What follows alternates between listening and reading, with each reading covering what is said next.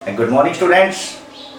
कक्षा 7 में अभी हमने समीकरण बनाना सीखा था और जो समीकरण लिखे हैं उनको शब्दों में या फिर स्टेटमेंट के रूप में हमने लिखना सीखा था। अब हम समीकरण को हल करना सीखेंगे। समीकरण किस प्रकार से हमारे पास होते हैं? x जमा 2 बराबर 5। या किस प्रकार से होते हैं? y घटा 3 बराबर 4। या किस प्रकार से होते हैं? z घटा 8 इधर -5 -5। तो इस प्रकार से मेरे पास समीकरण पहले जोड़ घटा वाले हम ले लेते हैं, उसके बाद आगे बढ़ेंगे। अब यहां से यदि हम देखें कि चर हमारे पास क्या है, चर को ध्यान से देखना है। चर हमारे पास क्या है? x। और x के साथ क्या चीज है जो जोड़ में है या घटा में है? वो है 2। और 2 किस में है? जोड़ में है। यदि जोड़ में है तो हम यहां लिखेंगे, अभी हमारे पास आपको पता है ना कि 2 पक्ष हैं। समीकरण के अंदर 2 पक्ष होते हैं और बीच में समता का निशान होता है, ताकड़ी की तरह, तराजू की तरह। यदि मुझे 1 किलो सामान लेना है तो 1 किलो का बटा तराजू के अंदर डाला जाता है और उसके बाद 1 किलो का सामान उसके अंदर होता है। मैंने गलती से बोल दिया कि 1 किलो नहीं लेना था, मुझे तो ये 2 किलो लेना था। तो दुकानदार क्या करेगा? 1 किलो का बाट और रख देगा और 1 किलो और उसके अंदर वो सामान डाल देगा। अर्थात जितना एक पक्ष में डाला गया उतना ही दूसरे पक्ष में डाला गया, तभी वो समता बनेगी, बराबर का निशान बनेगा। तो यहां ये चीज ध्यान से समझने वाली है कि किन्हीं भी पक्ष में यदि हम कोई चीज जोड़ेंगे तो दूसरे पक्ष में भी वो चीज जोड़नी पड़ेगी।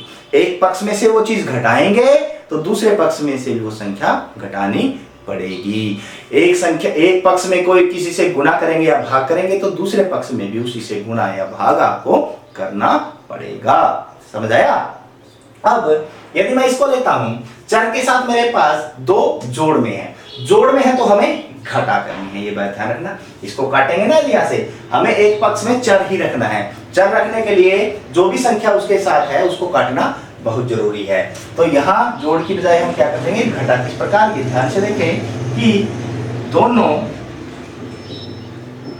पक्षों में से 2 घटाने पर, दोनों पक्षों में से क्या घटाना है? 2 घटाना है। पहले दोनों पक्ष को लिखें। ये x जमा 2 था, इसके अंदर से 2 घटाना है। और इधर कितना था? 5, इसके अंदर से भी 2 घटाना है। दोनों तरफ से 2 घटा दिया तो ये समता का निशान फिर वैसे का वैसा रहेगा। समझ आया? अब इसको देखें, 2 से 2 कट गया ना, 2 में से 2 गया 0, यहाँ क्या बच गया? x बराबर 5 में से 2 गए 3। तो हमारे पास एक चर का मान आ गया, x का मान क्या आ गया है? 3 आ गया है। समझ आया ये कि यदि जोड़ गया तो दोनों पक्षों में से 2 घटाने पर हमने घटा दिया। अभी एक घटा वाला देख लेते हैं। y घटा 3 बराबर 4। अब घटा है तो हमें क्या करना पड़ेगा? जोड़ना पड़ेगा। सही समझे? दोनों पक्षों में 3, जो इधर है वही जोड़ना है। जोड़ने पर दोनों पक्ष में 3 जोड़ो। पहले पक्ष लिखे, y घटा 3 था, इधर 3 जोड़ दिया, बीच में बराबर का निशान है, इधर 4 है, उधर भी 3 जोड़ दिया। दोनों पक्षों में हमने क्या कर दिया? 3 जोड़ दिया। माइनस है प्लस, ये आपस में कट गया। y बराबर मेरे पास कितना है?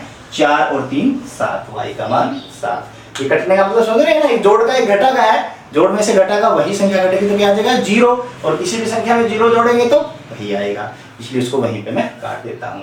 अब यहाँ घटाया था, यहां जोड़ा गया, क्योंकि यहां घटा था तो जोड़ दिया और जोड़ का निशान था तो घटाना है। अब एक और प्रश्न ये देख लेते हैं। घटा गया तो क्या करेंगे? दोनों पक्षों में 8 जोड़ने पर, घटा गया तो जोड़ेंगे। z घटा 8 जुड़ेगा 8 और इधर घटा का 5 है, जुड़ेगा 8। अब 8 से 8 या तो कट गया। z बराबर घटा का 5 है, जोड़ का 8, क्या बन जाएगा? जोड़ का 3। ये तो आपने कर ही रखा है ना, पूर्णांकों की जोड़ घटा कर रखी है, तो उसके अंदर क्या देगा? z बराबर 3। तो जोड़ घटाई करने के बाद अब हमारे पास कुछ ये गुणा और भाग के प्रश्न हैं। हमें पता है कि चर के साथ यदि कोई संख्या सीधी लिखी जाती है तो वो गुणा में होती है और उसके नीचे लिखी जाती है तो वो भाग में होती है। तो यदि यहाँ गुणा है तो हम क्या करेंगे? भाग करेंगे। उल्टा करना। जोड़ की स्थिति में क्या कर रहे थे? घटा कर रहे थे। घटा की स्थिति में जोड़ कर रहे थे। गुणा की स्थिति में क्या करना है? भाग। और भाग की स्थिति में गुणा। कैसे? अब 3 गुणा है इसके साथ तो क्या करेंगे, दोनों पक्षों को 3 से भाग देने पर, दोनों पक्षों को 3 से भाग दो। अब ये 3x भाग का मतलब बटे में लिखना, और ये 12 है बटे 3। अब ये 3 एकम 3, 3 एकम 3 कट गया, 3 एकम 3, 3 चौके 12 है। यहाँ क्या बचा, x नीचे 1 है उसको लिखने की जरूरत नहीं है, और बटे में 4, तो x का मान मेरे पास कितना आ गया, 4। और उसी प्रकार हम भाग वाला भी कर लेंगे।